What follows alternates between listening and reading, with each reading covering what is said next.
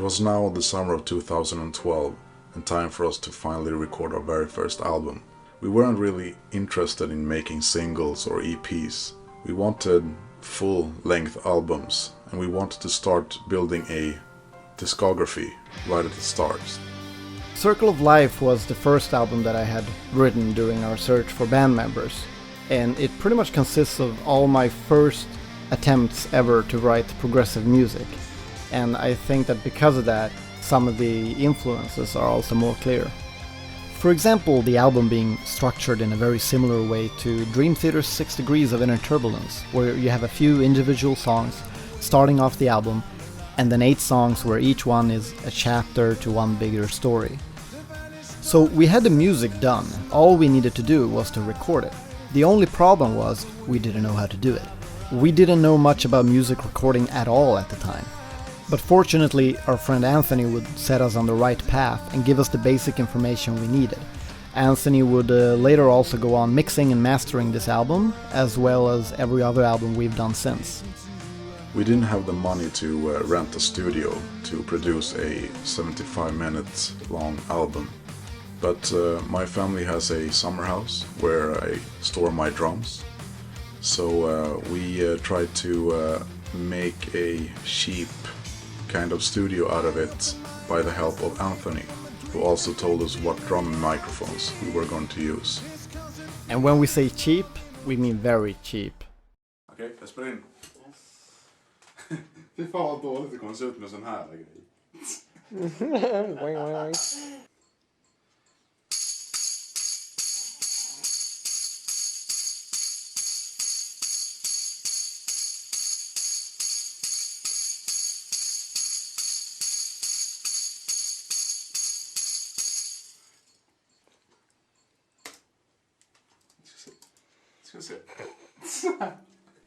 Anthony also taught us how to line and record the other instruments, but really at the time we had no idea how important it is to get things to sound good right at the very beginning.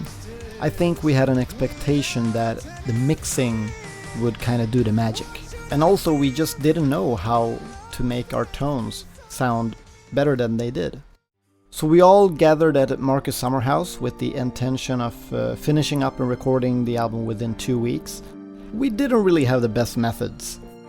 For example, we didn't know how or that you could create a tempo track within the DAW, so we were like, how do we create the click track? Now on a different laptop, we had all our songs in Guitar Pro.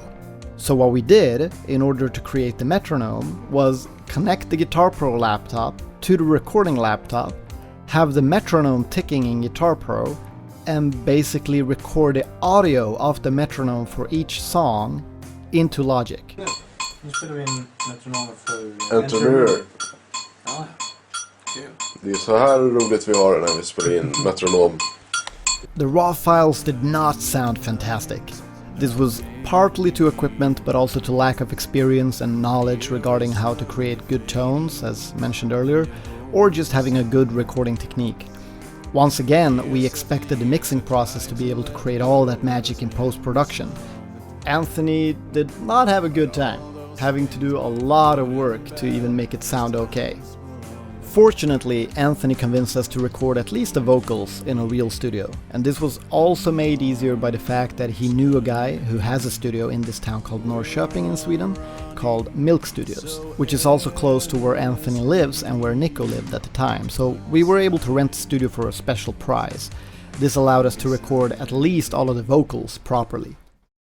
The concept of Circle of Life, meaning the 8-chapter song, was based on its story where we follow a young boy born in a lovely home to lovely parents. His parents are then killed when 2 burglars try to rob their house, and after these events, the boy runs away and encounters a man in the woods who takes advantage of the boy's trauma to shape and form him into an assistant in his life of crimes. He later in the story breaks free of these chains to go and improve his life. The title Circle of Life is based on the image of the number 8, which we thought of as 2 circles, one symbolizing the day and one the night, going in a loop. And we all live our life running around it, and life containing ups and downs is just a natural part of life that we have to learn to live with. A friend of mine made the cover art for the album. It surely doesn't live up to the standard of the cover art we want today, but it does introduce an idea that we've stuck to ever since. Namely, that you would be able to see elements within the cover art that would represent the songs on the album.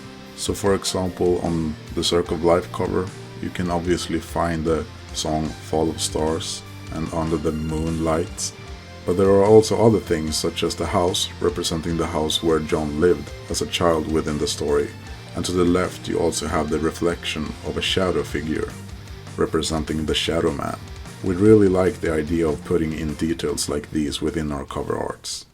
Anthony sent us the masters in December 2012 and showed us how to distribute our music to most digital platforms. We also hired a CD printing company to print 150 copies of the album to start with, and that was it. Here we were with boxes filled with jewel cases of our first ever album. That was the first time we could hold our music with our hands. It was a dream come true, and we finally had something we could share with people.